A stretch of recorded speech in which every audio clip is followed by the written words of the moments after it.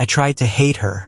I told myself every night that if I ever saw her again, I'd turn my back, that I'd spit venom instead of words, that I'd make her feel the same fire she lit inside me when she betrayed me. But when she walked back into my life, all those promises cracked. Because the truth was crueler than my hate. I needed her. And needing someone you swore to destroy, that's worse than hell. Stay with me. Listen closely. This is not a love story you'll find in fairy tales.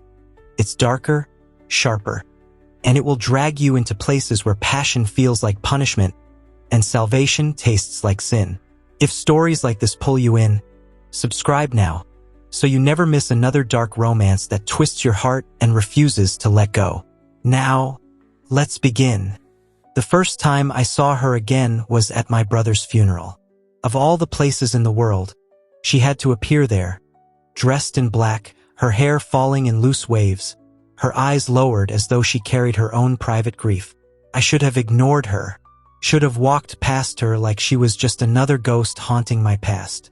But my gaze locked on her, and my chest clenched with something I didn't want to name. She lifted her eyes, and for a split second, everything inside me stilled. That same gaze, soft, burning, familiar, hit me like a knife twisted in an old wound. I hated her for being here, for daring to mourn with me when she was the reason everything collapsed. My fists curled at my sides until I felt blood rise under my nails. She didn't flinch, didn't look away, and that was the worst part, because I remembered what it felt like when those eyes weren't filled with silence, but with fire. I told myself she was my enemy. I swore I wouldn't let her in. But when the service ended, and she whispered just 3 words, "I'm so sorry," something inside me broke all over again. Her apology lingered in the air long after the mourners left. I should have walked away, but her voice, soft, trembling, clung to me like smoke, refusing to clear. I turned on her. "Sorry." The word left my mouth sharp, bitter. "You don't get to be sorry. Not after everything." She didn't defend herself.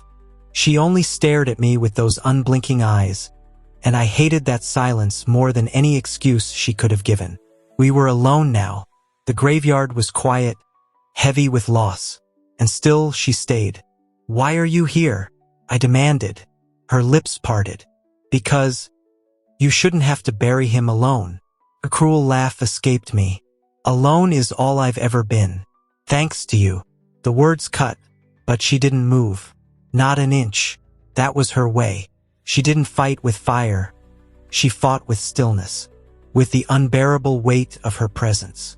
And damn me, it worked, because the longer she stood there, the more my hate trembled, cracking under something older, something more dangerous. I remembered nights when she was my only comfort, mornings when her smile meant home, and I hated her more for making me remember. When I finally walked away, I swore it would be the last time I let her voice shake me. But fate doesn't bend to vows. I saw her again 2 weeks later. It wasn't an accident. She came to me, at the edge of my office, like a shadow refusing to leave. "You shouldn't be here," I said, my voice low, rough. "Then tell me to go." I wanted to. God, I wanted to. But my throat closed, and I realized I couldn't. She stepped closer, her presence filling the space. The air shifted, thick with all the words we'd never said. "I know I hurt you," she whispered. "I know you may never forgive me, but I'm not here for forgiveness." "Then why?" My voice cracked with anger, with want. Her answer was a blade. "Because you're breaking, and I can't stand by and watch it happen." My chest tightened, fury colliding with something far weaker, need. I didn't want her concern, her pity, her anything. But when her hand brushed mine, every wall I'd built collapsed in silence. I pulled back like her touch burned. But deep inside, I knew the truth. I didn't want distance. I wanted more. The storm broke the night she followed me home. Rain pounded the streets, washing the city in shadows. I should have slammed the door in her face. Instead, I let her in. We didn't speak at first. We didn't need to. The air crackled, heavy with years of hate and longing tangled together. She stood there, drenched, her black dress clinging to her skin. I tried not to look, but my body betrayed me. Every inch of me remembered her warmth, her scent, the way she once fit perfectly against me.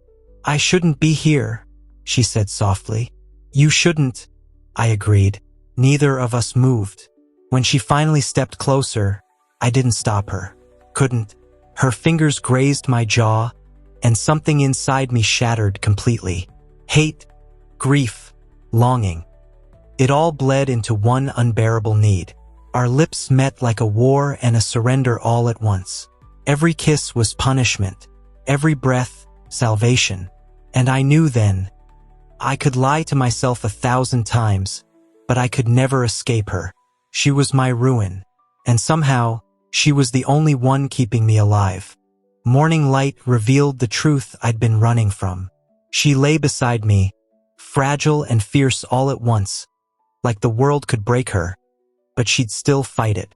I studied her in silence, knowing I should feel regret, knowing this was dangerous, but instead I felt peace, the kind I hadn't tasted since before the betrayals, before the graves, before the endless nights of rage. Her eyes fluttered open, and when they met mine, there was no defense left in me, no walls. "You hate me less this morning?" she teased softly. I almost laughed, almost, but the words that left my mouth were truer, heavier.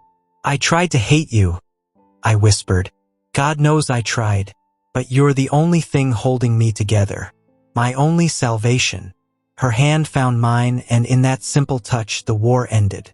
Not because the past was forgotten, not because the scars didn't matter, but because sometimes salvation doesn't come wrapped in light.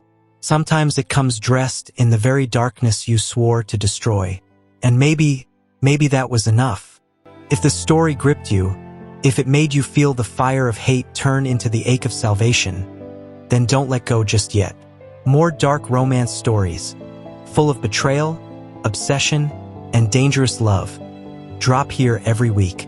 Hit subscribe now, and let every new story pull you deeper into the shadows where love and ruin walk hand in hand. Until next time, keep listening, keep feeling, and never stop chasing the stories that haunt you.